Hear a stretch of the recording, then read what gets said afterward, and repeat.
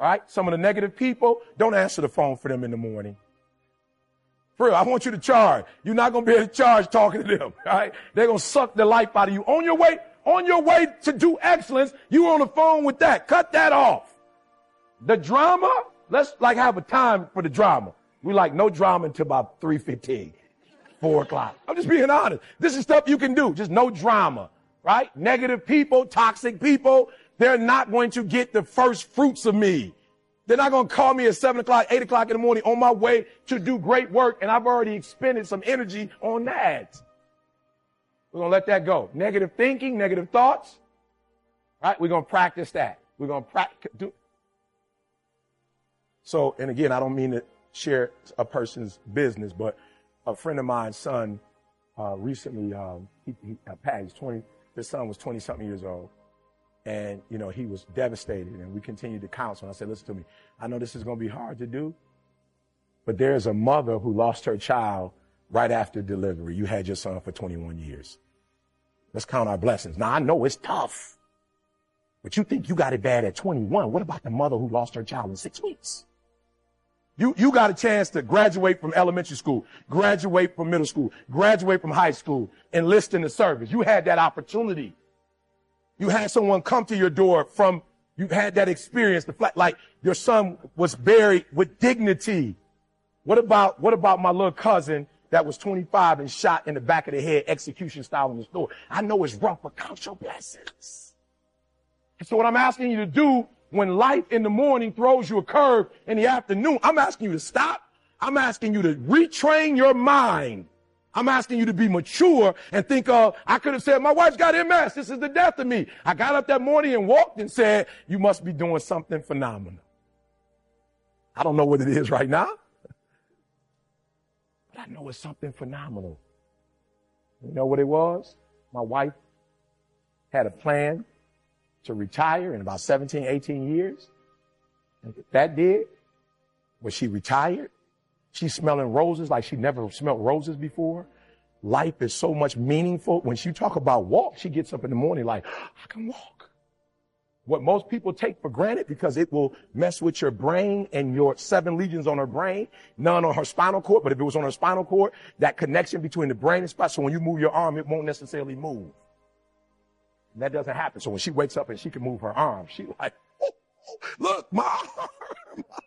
Like most of you get up like the arm, you don't even know you got an arm. Like you don't even know. You just went through the whole day. You've used your arm. You didn't know you had it. But when you were diagnosed with MS and you can walk, you can open your mouth and the words come out. You can remember things. That's a different appreciation. And so now we have a marriage ministry, and now we have a church, and we're building a church. Right? We're building a church. I'm building a house of worship. I could put that on my resume. What are the things you've accomplished? I spoke. Air Force. I'm building a house. Like, this is big stuff. I'm way past the NFL. People did NFL, NBA. I'm like, girl, that was years ago. NFL? You still on that? The NBA? Come on. I spoke to people that changed the world. I'm building a house of prayer and a place of healing. I'm on something different. So had my wife not gotten diagnosed with MS, we wouldn't be doing what we're doing now. Now she travels everywhere with me, and when she can't fly in and fly out. So these type of events, she can't do. If she flies in, we need at least 4 or 5 days to stay in the city before she can get on another flight. But my son, stand up. My Y is here. Stand up, son. My Y is here with me, though. Yep, my Y is here with me, though. Yep. So maybe not my wife, but my Y is here. So I need you to take care of yourself. Let's go to the next one, son. I need you to take care of yourself. Good. Excellence is A1 service, right? Or not service at all. We talked about that. Let's go, son. Yeah, let's go. I can't give you something I don't have. Right? You can't give us something that you don't have. So take care of yourself so you can take care of us to the highest level. You got me? Come on. Take care of yourself so you can take care of us at the highest level. Good. Next one. Balance. Excellence in one area isn't excellence at all. I cannot stress enough. We need you. Balance. Yeah, I love it. Look at my son. I love it. Thank you, son. I love it. Look at that. Balance, guys. So you can't put everything in one cup. You got to spread it out. Right? So do me a favor. Those people that constantly take, They're like parasites. You gotta let them go to somebody because they'll take everything you have and you have nothing left. All right. So we got to get rid of the parasites, the sharks, right? The flies, right? We got to get rid of all of that stuff out of our lives. Like, let's go to the next one. I need you to take care of yourself again. I need you to remember your why. I'm leaving. I need you to remember your why. Because your why will push you from eating out of trash cans, living in an abandoned building, having absolutely no purpose at all, to now being people's motivational coffee when they wake up in the morning. I went from being homeless, y'all. Only in America can you speak for a living.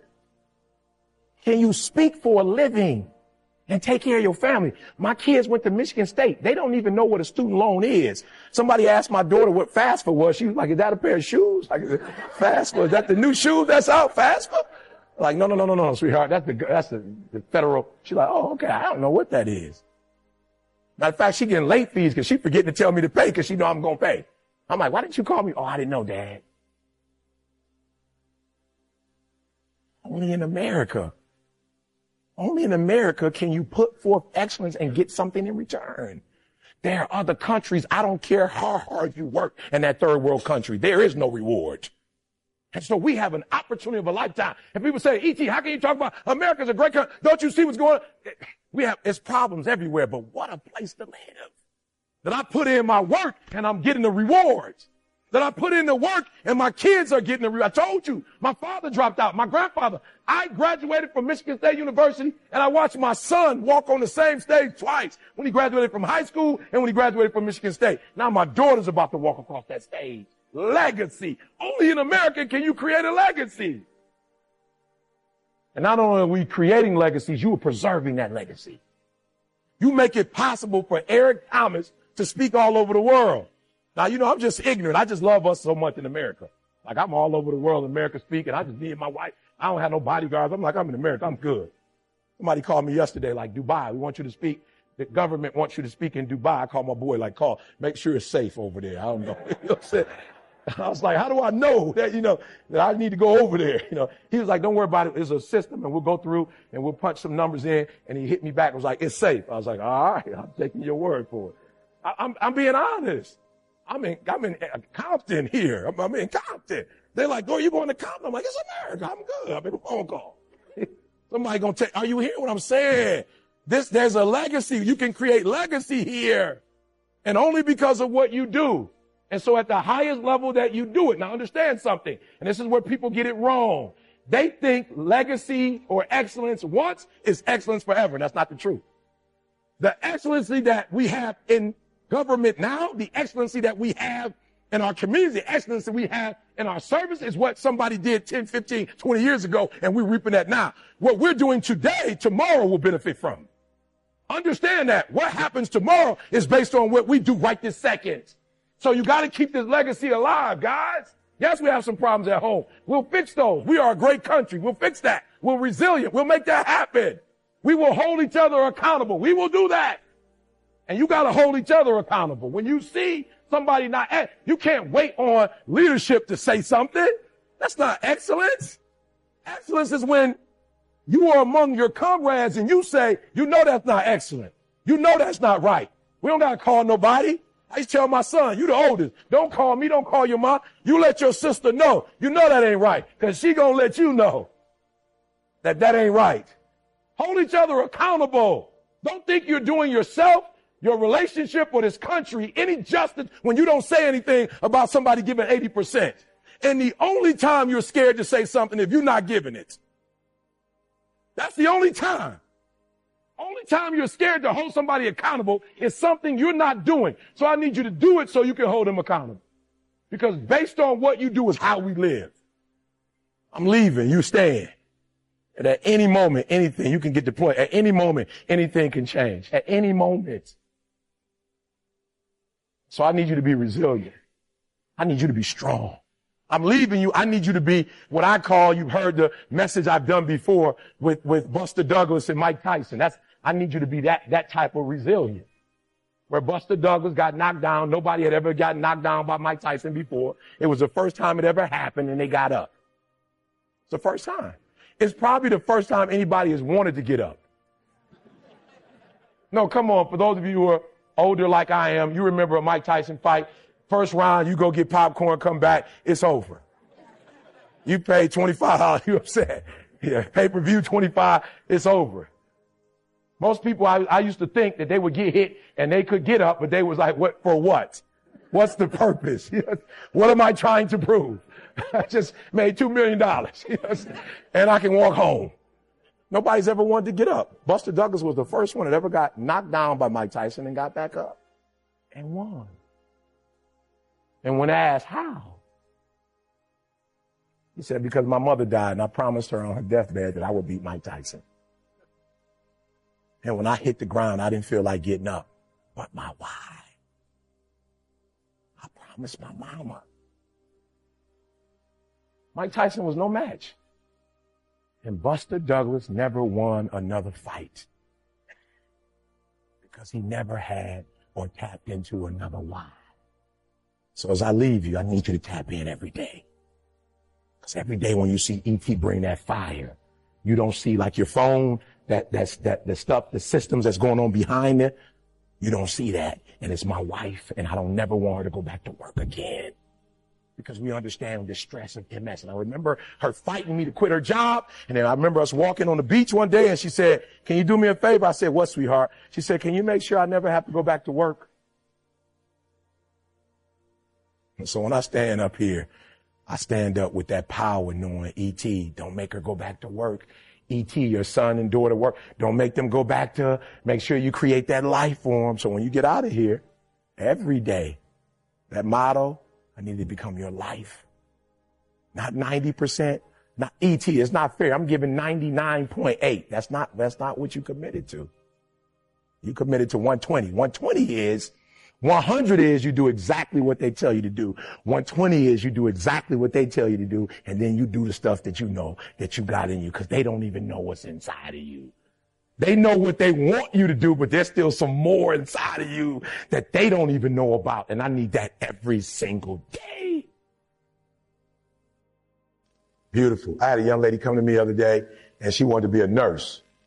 So we was kind of walking through it. And I was like, what do you have? She told me. I was like, what do you have? She's like, well, I just left school. I ended up, getting pregnant. So I just ended up leaving, and I want to go back, but I don't want to. And she was just like, okay. I was like, well, what are you doing? And she's like, well, I'm looking for a mentor. I was like, oh, great. My wife's a registered nurse. Because you go to church, my wife go to church. Like, if I were you, I would start asking her questions, because everything you're trying to do, she's already done that. Right? So the one thing she could do is eliminate all ignorance. So you don't have to be ignorant about the field. You don't have to be ignorant about the course of the class. She knows all of that. So the only thing you're missing now is, are you willing to get up and do the work? Right? Some people are ignorant even of the information. Then she told me she's at Michigan State. I was like, oh, we're going to have to do some homework then. I'm going to have to help you, because at Michigan State, you pretty much, if I'm not mistaken, you need about a 3-point, I don't know, somebody help me out. Last time I was here, you need like a 3.7, 3.6, 3.7 to get into college of nursing. Is it still the same, Murray? So I mean, pretty much you all A's, like 1B, right? So we got to make sure in terms of your grades, or you might have to go somewhere else and try to, you understand what I'm saying? But I could be realistic. Once I see your grades, I could be realistic, say, oh, you got 2 C's. You probably ain't going to make it at Michigan State. You might have to go to another school. You will still be a nurse, but you might have to go another route. Does that make sense? All right, good. Let's talk about the second thing is, what don't you have? Like, and this is critical. What don't you have? Because all these things are going to stop you from getting to that next level. So let's talk about it real quick. Somebody's got a goal and a dream. What don't you have in terms of getting to that next level? What don't you currently have? And you should know this list. Like, go home and write both of these lists down. Because what you don't have, you need to start doing your homework so you can what? So you can go get that. Right? Good. What don't you have? Good. Consistent work ethic. Good. I love it. Write that down. That's good. That's good. Is that something that can be obtained? Absolutely. Good. Yes, sir. Experience. Good. And is that something that can be obtained? Absolutely. Good. Somebody else. What don't you have? Time. Yep. Good. That's a big one. Good. What don't you have? Say it again. Connections. Good. I love it. Good. And so when you don't have connections, let's just talk it through. Where do you start when you don't have connections?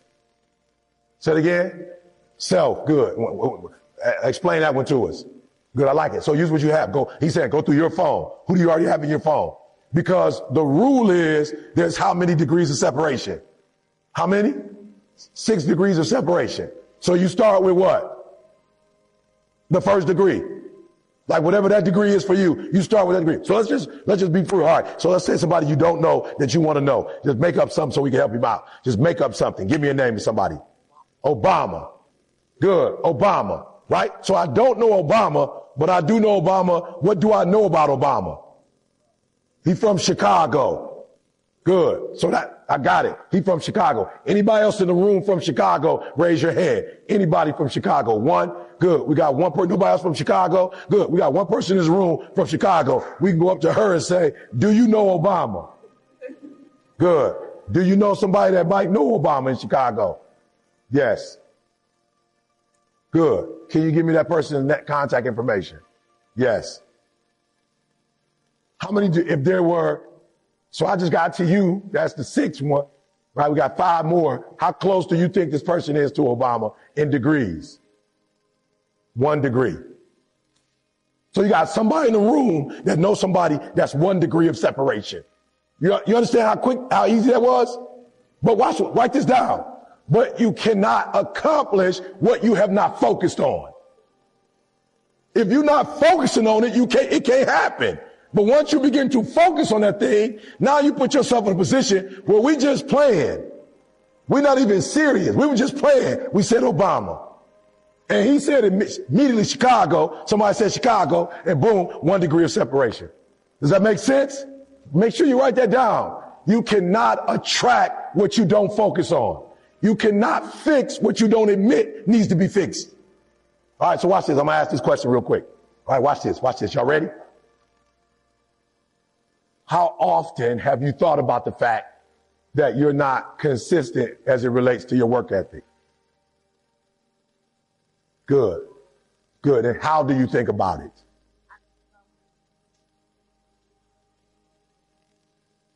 Good. Good. So on a scale there's 7 days in a week. How many days do you think about the fact that you're not consistent? Good. 7 days. And when you think about it for the 7 days, is it a passive or an aggressive thought? Good. So there we go. We're about to fix some stuff right now. So what do I mean when I say it's passive? What do I mean when I say you passively thinking about it? You think about it, but you do nothing about it. That's passive. You think about it, you recognize it, but you don't do nothing about it. What can we do to fix that immediately? What can we do to fix that right now? Good. Make a schedule. Good. What else? You got a schedule? Full-blown schedule? Not full-blown. So we got a schedule, but it's a what kind of schedule? It's a passive schedule. Come on, y'all, I'm teaching. When anything that's passive in your life is not going to happen. Anything that's aggressive is what? It's going to happen. Do I passively come here on Mondays? Is this passive? As a matter of fact, if I'm coming, what do? I post a video. What time do I post a video? About noon. That's not what? That's not passive. That's what? That's aggressive. That's not passive. Today, I got into bed about 5 o'clock to try to take a nap. Now, it didn't work, but I did. I got up and took a shower at 5:35. I had my outfit in my mind. The only thing I forgot is that I didn't have a car. No, I forgot I didn't have a vehicle. Daughter got the truck because her car messed up. The Mercedes in the shop because I hit a pothole. So I didn't have a car. But because it's aggressive and not passive, what time did I call y'all and tell y'all I need a ride? 5:50, not at what time? Not at 7. Are you hearing what I'm saying? So I want you to write down what things in your life are passive and what things are aggressive. So good. So we got a schedule. So now we're going to get a aggressive schedule. Good. All right. What else can we do? Good. Use a planner. All right. I just tell Siri, please remind me I got to do this. Good. What else can we do? That's the bingo. anytime you're not doing what you're supposed to do, you need to get somebody else in your life that can push you to do it. Does that make sense? Because if you could do it on your own, you would what? You'll be doing it. So apparently you don't got what it takes to do it. So you have to find somebody who's what? Who's aggressively doing it already. You got to find somebody who's aggressively doing it already. Does that make sense? Does that make sense? Okay, good. So we got passive and we got what? Good. So we're going to get an accountability partner. Anything else? Massive action. So I just want you to wake up and just start writing down action stuff. Even if you don't mean it, just start writing it down. Talk to me. Good. Yeah, but still share every single day. Share, get on the scale. What's your scale? Let's talk about that real quick. So if you're trying to lose weight, that it's easy. Like if you're trying to lose weight, it's easy. They got something called a scale. So you can just jump on that boy every day and look at it. What's your scale though for trying to be a better student? What's your scale for trying to be a better husband or wife or whatever you business partner? Like what's the scale? Somebody talk to me. What's the scale? What do you use now? Let's write this down. What's the scale? What's the measurement tool you use to know if you're where you're supposed to be or you're not where you're supposed to be? Because that's dangerous. Grades. Good. So one of the things we cannot do, grades are good, but we cannot wait till the end because grades don't come out till late. So I'm feeling where you're at, but let's work with it and work it out because that's late in the game. Like grades is like the score at the end of the game. Right? That's like the score. So we don't want to do that. So let's help you. That's good. But let's talk about how do we get to that? What's that? Yep. Good. Okay, so let's start with your motivation for your academics. Good. So how many days of the week should we be motivated? 7 days. Good. So how do we measure our motivation?